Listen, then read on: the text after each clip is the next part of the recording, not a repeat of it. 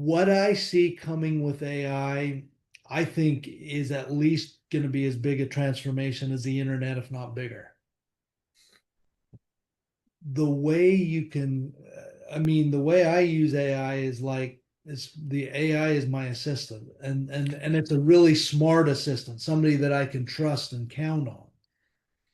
And I'm just using, something that's out there. And I think AI is going to do the same thing. Yeah. It's going to create opportunity because we're going to be smarter. We're going to be working better with the other people, other businesses, whatever it is. It is going to open up a world that we have never seen. And if you're willing to step in and work and learn, you're going to be well. The AI will just help us do it more efficiently, better, more productively, things like that. And we should be open and embrace it, and it will do us good if we do so. What a way to end the show. I love that, Mike, because we forget that. We get so Yeah. scared and we Yeah. forget that. Welcome, everyone, to Doing Business with a Servant's Heart podcast. I'm your host, Steve Ramona. And you get to know somebody. I say this a lot in my podcast, but it's why I love doing them. You're going to love my guests. I'm just going to flat out tell you. We had some things happen during our conversation before the show, which I sometimes my best part of the show is before. But I mean, this guy gets the servant's heart in business because he's living it, he's teaching it, he's promoting it, he's coaching that. But before we start, let's do a little gratitude. Today's gratitude is you're amazing in every single way. Now, don't scoreboard amazing. I know people go, I'm not really good. I'm an introvert, or I'm not good with numbers. That's not what this is saying. You're amazing if you just did the numbers or asked me to help you with the numbers. So be amazing in any way possible. It's powerful. I'm going to bring my guest on. I'm not even going to do a monologue because this guy's awesome. Mike, welcome to the show. Steve, thank you. It's great to be with you, and I'm looking forward to our conversation. Business is crazy. A lot going on. The world of war, we won't get into all that. But how can a company really be a servant heart cultured business? That's a great question. One of the things that I love to talk to my clients about is what's important to you, who matters, what are the things that really drive what your business is all about. And that's a overall, I could talk probably for an hour to answer that question. There's so much to that answer, but I guess maybe the key for me is, who are you really thinking about beyond yourself? And it's interesting because most of the CEOs, the business owners that I talk to, that I work with, they really do think about other people than themselves. And so usually that's a fairly easy conversation to have. There are a few where they are more self-centered, and that's when it gets a little bit difficult. But it's just really this being a servant is about thinking about other people. What can I do for them? How can I help them? What, how could my business make a difference in their life? And it's fun because with my business coaching business, that's kind of an easy thing because that's what it's all about, is how can I help them? And so I love that question. That kind of That's a great answer, too. The other thing, talking to CEOs, and you've talked to many of them, so how does a CEO take that internally, that servant heart, but make sure it gets into the culture of because I've talked to CEOs, man, I serve everybody, but I don't know how to get that to my staff, to my competitors, to my clients, to my customers. How does it spread is probably a great word. You bring up two important key groups of people: your employees and your competitors. So let's talk about each of those real quick. For your employees, you know, they need to know that they are important, and there's a lot of ways to do it. And the bigger your company gets, it can get a little more difficult, but there's ways to do it. And I think the biggest thing, if you have, let's say you have a company of 100 people, and it's in a building, walk around and talk to them. Just ask, get to know who they are, know their names, figure out who they are. Now, if it's 1,000 or 10,000, that can be really difficult. But there's ways with some of the new modern online technology that you can Mm. still connect with them and really get to understand them. And so it's really about helping them see that it's not about, when our company has success, I want to know who are the ones that really drove that in the company. Because it's not me, it's not the CEO who does that usually. The way the CEO is successful is getting everyone on board to the culture, to the direction of the company, to one of the things I talk a lot about with my coaching clients is your position of market dominance. And there's a lot of different terms for that. But what is it that your company's the best at? And then getting culturally the people excited about that so that they just run with it and they drive it, and that's what you become known for. And so becoming a successful CEO kind of comes from all of these things that other people do that are in your business. And you can never take that on as I'm the one who did that, or it's all about me, or it's not going to work. Yeah. And My business partner, Max, and he's a great guy, and he's been a CEO 8 times. He'd oh tell me wow. every once in a while, yeah, he's done it a few times, but he'd say, yeah, you catch me cleaning the bathroom once in a while. Yeah. It's not below me, I, right? I love that. I love that. That it's important that they know that you're a human, that you get up and brush your teeth. And I mean, that's kind of maybe a bad example, but you're human just like everybody else. You're no different than everybody else. And if you And, think you are, it's just not going to work out as well as you want it to. yeah, you're getting me so excited because it's so simple stuff, but people aren't doing it. And I'm a Yeah. big sports guy. You may be, I'll use Yeah. Tom Brady as your CEO. He's the CEO of the team, but he couldn't have won 10, 12, whatever many championships without his, I wouldn't call them employees, but the other players, Well, right? without him giving up, was it 40% of his salary to hire a really Yes. good second string line? That's one of my favorite stories of somebody who really gets it is Tom Brady. I love that about him. Yeah. What a great way to do that. Now, this is all great. We So established. Go ahead. so let me you mentioned two things in that Oh, that's right. previous question. The second one was your competitors. Mm-hmm. Too often the people I've worked with, they feel like that competitor is somebody that you, first of all, you don't talk to them, you don't interact with them, you don't have anything to do with them because you're competing against them. And what I found is if you get to know them, I mean, I've just found getting to know your competitors kind of in some ways it disarms them a little bit. And it's not that you're not going to continue to compete with them, but you're going to be able to do it in a way that, a lot of times it leads to being able to do things jointly and being able to partner and things like that. And it's a win-win for both organizations. And so I would say, and there's always going to be the competitors. I mean, I had a lot of jobs as a product manager where I had companies and I was competing vehemently against them. But what I've found later in life is if you just get to know them, a lot of good can come from that. And so it's worth a little bit of effort to do that. That's that we could talk more about that, but I'll leave it there Yeah. for. And mindset too. And the effort and the mindset are huge. And I've talked to very successful guys that said, I've taken customers and clients, they weren't a fit for us and sent them right next door to our competitor. Exactly. That's the other beautiful thing Right. about it. Yeah. Yes. And Powerful. you can And have he's big doing wins. 150 million a year. He Yeah. wasn't broke. They weren't Yeah. going through potential bankruptcy. They were thriving. Doing well. Yeah. Yeah. Yeah. So we've established this is good. It's a mindset, all that. But here's the rub when I talk to people is growth.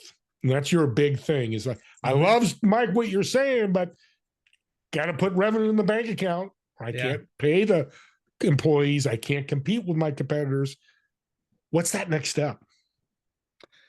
Well, I kind of alluded to this already. one Mm. of the big next steps that I go into deeply with my clients is really helping them understand and develop their position of market dominance. What is it they're the very best at?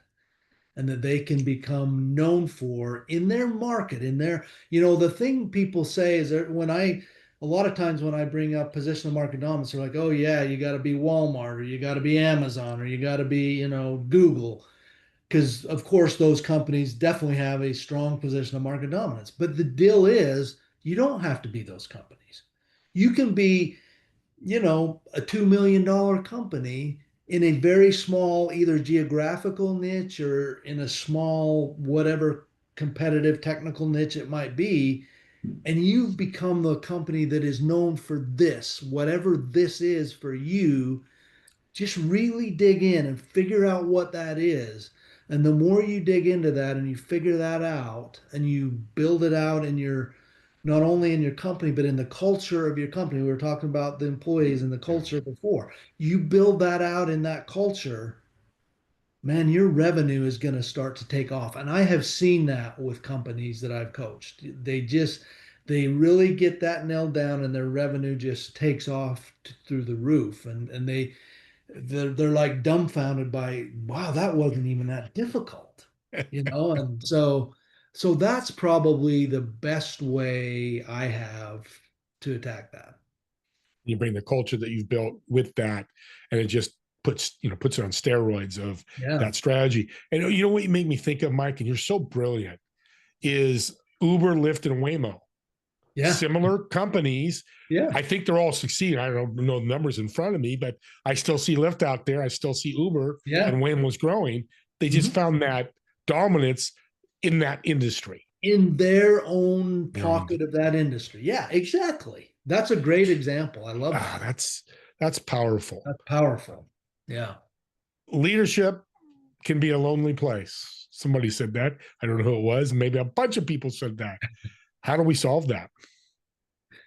That it's funny you bring that up because that was one of the big ahas for me when I started coaching business owners and CEOs, but especially business owners. Leadership can be very, very lonely. One of the best ways, I mean, that I've found and I've coached people on is just reaching outside of yourself. I think the loneliness comes when Mm. you just get closed in and you're like, oh, I got to do this. And there's one of my favorite recent books, and I was going to say read it, but I listened to it because the audio version, the name of the book is called Who Not How, and it's by Dr. Ben Hardy and Dan Sullivan. You might recognize Dan Sullivan as being one of the foremost business coaches in the world. He has been business coaching for over 50 years. He's coached tens of thousands of business owners, really good at what he does. But Ben Hardy wrote this book. And Ben Hardy's a young guy. He's a doctor, he's a PhD. And it is an awesome book about getting the right people on your team, whether it's new employees you hire to do things. But one of the things that can really help you to break out of that loneliness is to get people working with you, whether you hire them as a contractor or whether you hire them as an employee of your business. Get them working with you, doing specific things that they're good at and that they love to do, that either you're not good at or you don't have time for, or you just don't love it, or whatever the reason is.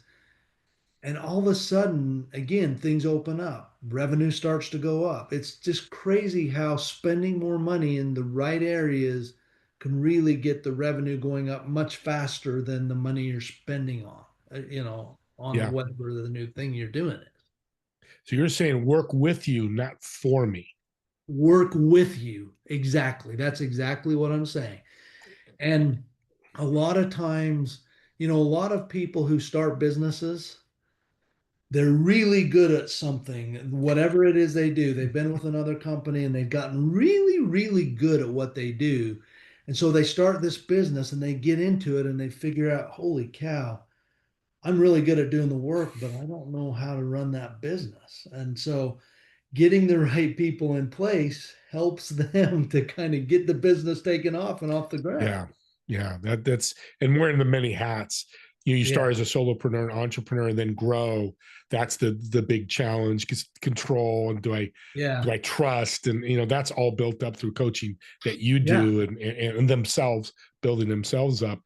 Now, going through your stuff, I one part I love is decision making, because I Yeah. tell people all the time, making the wrong decision or right decision is okay. Indecision Not is going to okay. screw you up, right? Talk Yeah. about that because it's powerful. Well, what's interesting, I don't remember where I learned this from, but I remember I learned it maybe 15, 20 years ago.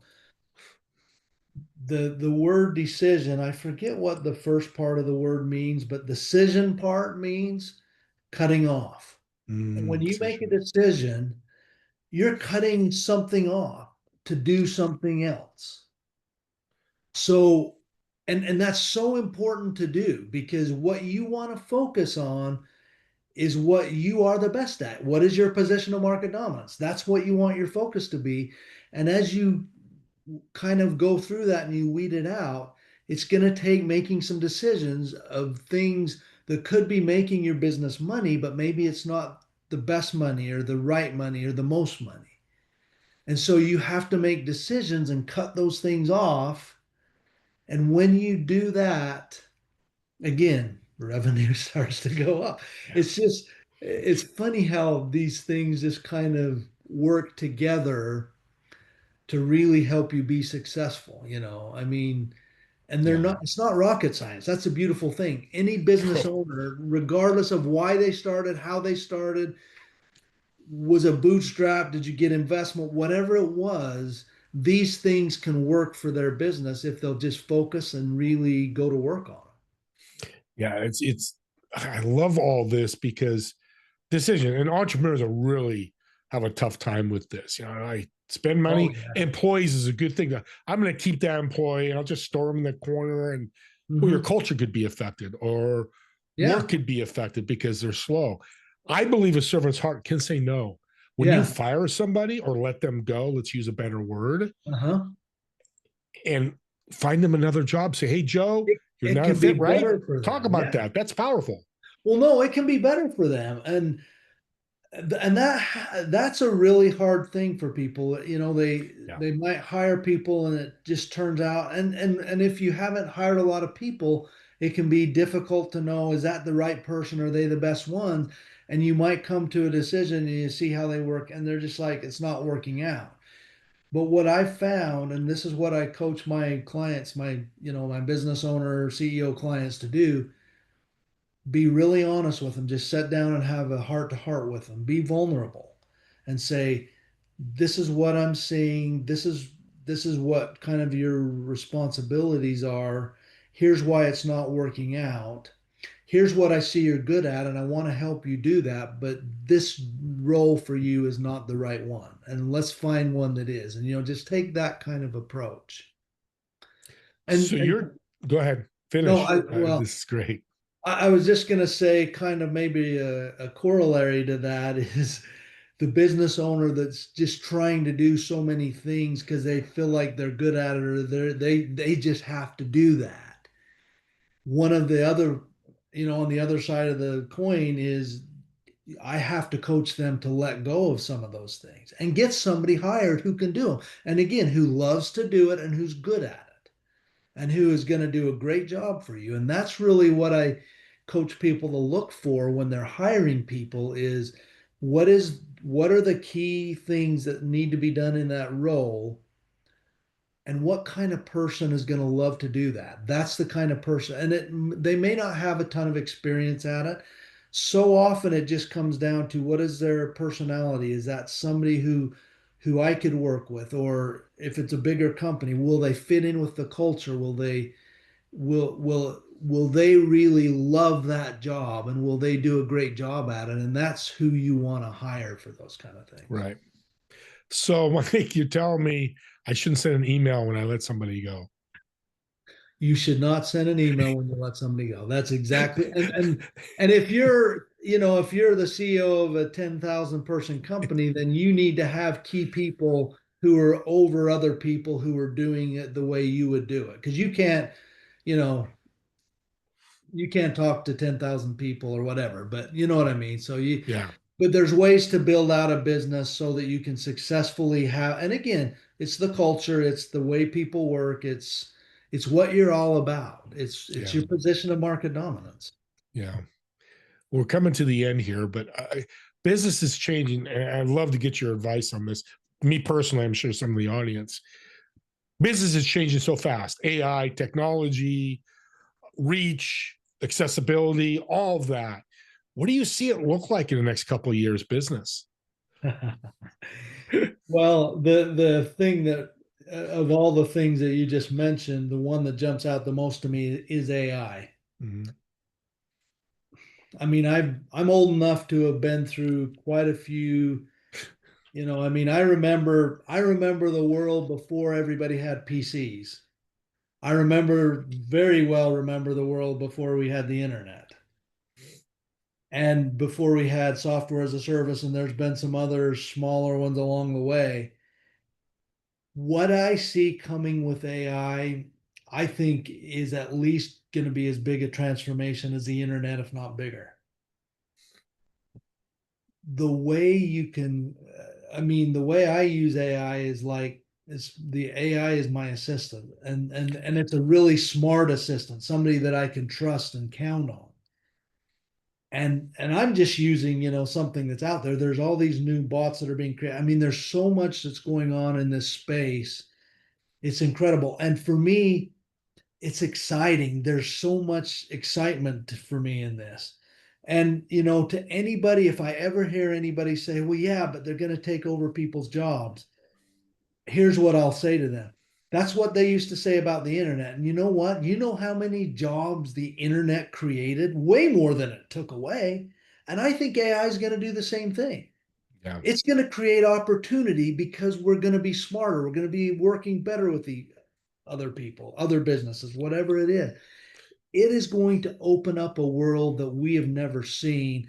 And if you're willing to step in and work and learn, you're going to be well off. If you're not and you fight it and whatever, it might bite you at some point down the road. Yeah. We need to be mature, Yeah. mature adults with it. And I always think about the horse and buggy. Well, the Yeah. cars came, Model T4, right? So Yeah. one of my guests told me that it's a perfect example. It just Yeah. made tire developers and car developers from Yeah. cleaning a horse to building a car.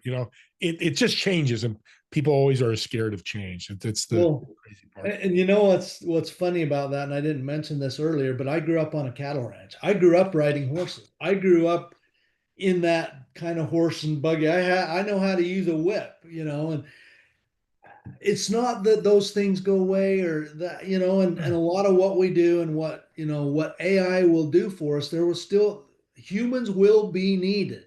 It because it always comes down to people when it really matters. And so humans will be needed. The AI will just help us do it more efficiently, better, more productively, things like that. And we should be open and embrace it, and it will do us good if we do so. What a way to end the show. People are going to be needed. I love that, Mike, because we forget that. We get so Yeah. scared and we Yeah. forget that. And I love the assistant part because your assistant doesn't go into that room when there's $100 million contract being signed. They No. may be bringing you the paper, but you don't Yeah. bring them into those secret, I won't say secret, but powerful meetings. Hmm. You're not bringing AI to that. AI will No. help you develop it. Then you Yeah. bring it to them and go, here's our, whatever Here that it is. deal is. Yeah, your assistant is what your assistant is. I love it. Well, Yeah. let's end with a great question and learn more about Mike. So, where you live, I want you to pick your favorite restaurant because I'm going to go reserve a table for me and you. I want you to invite three people who, whether dead or alive, who've been influential in your life, who really you could go, God, they made a difference for me. And the second part is my favorite. What would you order for the table for food? Oh, oh, the three people will be easy, but the what would I order for food? So I less than 3 years ago I moved to essentially Harper's Ferry, West Virginia. So I'm from Utah originally, Out west, I grew up in the kind of the simple Western restaurants, and I'm trying to think what is the um, best restaurant around here. Or I it's the don't. last good one you went to that you really Well, liked? I don't remember the name of it, but That's okay. it's a Mediterranean restaurant in in Charlestown, West Virginia. I don't know if you're familiar with Charlestown, Heard but of it. it Yeah. was named after George Washington's brother Charles. So that's who why that town's famous is, and it's 5 miles from Harper's Ferry, which is very famous. Civil War, John Brown, a lot of that. Awesome restaurant, really good Mediterranean food. Who I would invite? I would invite Clayton Christensen. I assume I can invite people who have passed away, like, right? Absolutely. Yep. Okay, good. I would invite Clayton Christensen, Abraham Lincoln, Hmm. and my great great grandfather, John, I'm forgetting his middle name all of a sudden, John Hopkin. That is who I would invite. And it's funny you ask this because I have conversations with these men at night in my mind at times. It's awesome. That's so awesome. and Go ahead. and I would and I don't remember the good foods, but I would definitely have a beef option, a chicken option, and really good vegetables on the table. Which It'd you be get all that with Mediterranean Oh foods. yeah, it's really good, and it's okay if you don't remember the name, unless they're going to sponsor my podcast. So we can forget the name. Yeah. Kidding, audience, but if you're, I'm looking for sponsors if you're interested. Mike, I love your attitude about business. I see why you're such a great business coach because you care and you've given us so many great tips and advice and thoughts. How can people reach out to you? Because I know people want to reach out. Well, probably the easiest way is they can catch me, just send me an email. My email address is mike at hopkinprofitcreation.com. That's Hopkin, no S. I tell people that because Hopkins is fairly common. Hopkin without an S isn't. So hopkinprofitcreation.com. Or you can find me on LinkedIn. I'm Mike Hopkin, Michael Hopkin on LinkedIn, and you'll find me there. And I'd love to connect and love to see how we can help each other out. See the handsome face, just look for that on that little bio and you're good to go. The profile. Mike, thanks again for taking the time. I really appreciate it.